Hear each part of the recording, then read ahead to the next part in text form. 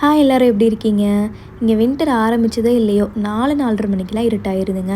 6 மணிக்கெலாம் பார்த்தீங்கன்னா, நைட்டு ஒரு 10 மணி ஃபீல் இருக்குது நம்மளுக்கு. ஸோ நம்ம வெளியிலேயே பார்த்து வந்து பழகிட்டோமா, அந்த இருட்டெல்லாம் பார்க்கும்போது, ஐயோ! ரொம்ப நேரம் ஆயிடுச்சு போல அப்படின்ற மாரி தோணும். ஆனால் நான் இன்றைக்கி விளக்கேத்தும்போது 5:45 அவ்வளோ இருட்டாக இருக்குது பாருங்க. ஸோ வெள்ளிக்கிழமை வைபா நாங்கள் எல்லாருமே நல்லபடியாக சாமி கும்பிட்டு பட்டையெல்லாம் போட்டுக்கிட்டு, எவ்ரி ஃப்ரைடே வீடு ஃபுல்லாக சாம்பிராணி போட்டு விடுவேங்க.